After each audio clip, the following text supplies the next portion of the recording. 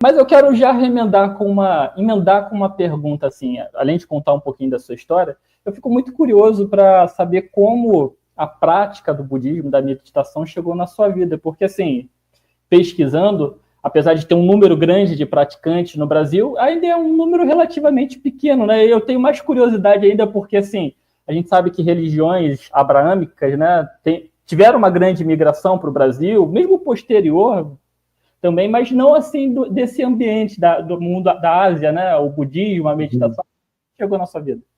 Então, na realidade, é uma longa história, só isso já daria um podcast. Não que a minha vida seja interessante, mas é um caminhar muito longo. Então, eu fui criado, meus pais, sempre excelentes, me criaram a mim e a meus irmãos com uma consciência da importância de ter um caminho espiritual muito grande.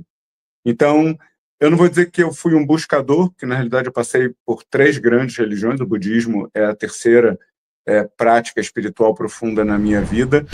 E é muito interessante porque há 50 e poucos anos atrás, sei lá, eu tenho 63 anos, então quando a minha mãe começou a educação espiritual, ela dizia, eu vou ensinar para vocês o que eu sei e depois cada um segue a sua vida. E eu pratiquei durante 20 anos o caminho espiritual dela, depois praticamente a gente pode dizer que dos 20 ao 40 eu trilhei um primeiro caminho espiritual por conta própria, muito inusitado, também não vou trazer isso aqui. E quando eu tinha mais ou menos 43 anos, eu tinha um caminho espiritual consistente, eu praticava, digamos assim, era mais uma conexão religiosa mesmo, uma coisa mais ligada digamos assim, a rituais religiosos mesmo. E eu tinha um amigo meu que era budista Kadampa, e ele estava precisando e tudo mais. Eu era uma pessoa que já entendia, por isso que era importante um pouquinho o background, eu já entendia a importância de uma prática espiritual na vida de uma pessoa. E como ele estava precisando, eu acabei indo às aulas de meditação com ele. Então, assim, do ponto de vista convencional, foi praticamente uma coincidência, porque, inclusive, da primeira vez que ele me levou, e foi uma aula com meditação, do que depois se tornou minha professora, ele me perguntou, falou assim, e aí, o que você achou? A gente nunca pergunta isso para as pessoas, porque é só a impressão de cada um. E eu virei para ele e disse, eu acho importante, positivo, mas não é para mim. Eu tenho a minha própria religião. Assim, na verdade, eu tenho a minha religião, não a minha própria, mas a minha religião, todos os caminhos. E aí, por conta da necessidade dele, eu ia domingo de manhã no local que eu frequentava, e às 5 da tarde eu ia fazer as aulas de meditação com ele, e assim, isso deu tempo de eu conhecer os ensinamentos muito práticos de Venerável Geshe-la, a postura muito aberta e acolhedora da nova tradição Kadampa, e principalmente o poder profundo da prática de meditação feita com regularidade, uma prática simples, diária, e aí por experiência própria, porque uma característica da nossa tradição, nós não somos proselitistas, a gente não converte ninguém, todo mundo é bem-vindo a ouvir o que nós temos a compartilhar sempre que quiser, a praticar meditação conosco. Isso era assim já há 20 anos atrás, praticamente, quando eu conheci a nova tradição Kadampa, e continua sendo assim. Mas aí deu tempo de eu descobrir os efeitos da meditação mesmo, que a gente vai falar um pouco mais tarde ao longo aqui dessa nossa conversa, e foi dessa maneira. Então, assim, convencionalmente, foi uma coincidência, mas eu acho que, à medida que você vai trilhando esse caminho interior, você vai ficando mais sensível às oportunidades que te aparecem. E isso falando sem misticismo religioso. Eu digo assim, você afina realmente um pouco mais o seu olhar em onde tem oportunidade de desenvolvimento. Basicamente é isso que eu estou dizendo.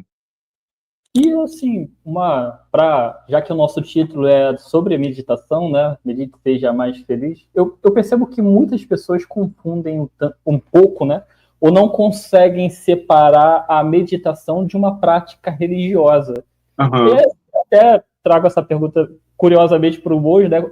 Dá para separar? Eu consigo, digamos, usar a prática da meditação em parte, digamos assim, da prática religiosa? Não sei se faz sentido exatamente a questão. Não, faz sentido, mas a gente tem que entender uma coisa antes. É uma excelente pergunta e é um questionamento que eu acho que a gente precisa fazer. Primeiro que, assim, essa meditação que nós praticamos, são vários tipos de meditação, a gente também vai falar um pouquinho sobre isso, mas essa meditação que nós praticamos é uma meditação muito específica do budismo Mahayana. A gente pode dizer assim, é uma meditação budista Kadampa, ou é uma meditação que tem uma característica muito de autoconhecimento, tá? Mas é uma meditação do budismo Kadampa, assim, é um conjunto, na realidade, de meditações oriundas e práticas do budismo Kadampa.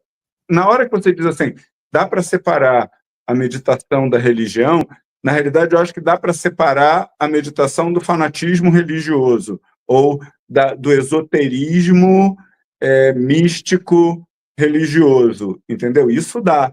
E um pouquinho, nós estávamos falando aqui no backstage, eu sou uma pessoa que venho de uma formação tecnológica. Minha carreira toda foi em grandes empresas, trabalhando em TI, de banco, em São Paulo.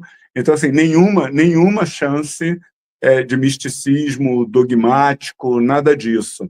Então, assim, não dá para dizer, essa é uma meditação espiritualista ou universalista. É uma meditação budista Kadampa. Agora, é uma meditação budista Kadampa que é um método de autoconhecimento, digamos assim, é um método para que a gente possa desenvolver, reconhecer e ampliar os nossos estados mentais virtuosos, como nosso amor, a nossa compaixão, a nossa paciência, e reconhecer e reduzir nossos estados mentais negativos, como a raiva, o desejo descontrolado, o orgulho, a inveja, se quisermos. Então, eu digo que a coleção das nossas meditações é como uma caixinha de ferramenta. Então, você vai aprendendo a utilidade de cada meditação em si, de cada ensinamento, onde cada uma dessas coisas te leva, e a liberdade que você tem de ter uma caixa de ferramentas e aprender a usá-las e usá-las se quiser, essa é a nossa meditação. Então, eu diria que não dá para separar dos ensinamentos, que são meditações budistas Mahayana, da nova tradição Kadampa, do budismo moderno Kadampa, permeadas por essa lógica dos ensinamentos budistas apresentada de forma muito prática, mas que ajudam qualquer pessoa. Como eu falo, eu gosto de trazer isso, e tendo sido do mundo corporativo por mais de 20 anos, grandes empresas, inclusive, passei pelo menos por 2 grandes empresas, 2 grandes bancos brasileiros, eu posso te dizer que, assim, a prática de meditação, como nós praticamos aqui, essa meditação que treina a sua mente, e a vida corporativa tem tudo a ver. Inclusive, quando eu morava aí no Rio, porque eu fui professor, como eu falei, durante 10 anos do Centro de Meditação Kadampa Rio de Janeiro, eu tinha, inclusive, mais proximidade das empresas. Eu tive a oportunidade de fazer palestras para a Petrobras, para a Eletrobras, no Banco Itaú uma vez, e sempre assim, para muitas pessoas. A UERJ, por exemplo, nos acolheu várias vezes. Eu dei pelo menos 4 grandes palestras, ou mais, nos auditórios da UERJ, que é um ambiente laico. Então, eu estou colocando só isso para você, para dizer assim, sim, é uma prática do budismo Kadampa, mas não é uma prática religiosa, mística, devocional.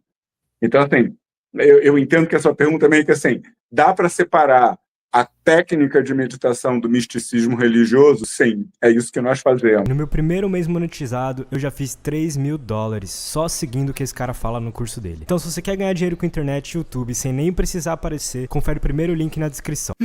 Let's go. I wake up to it. Let's go. I wake up to it.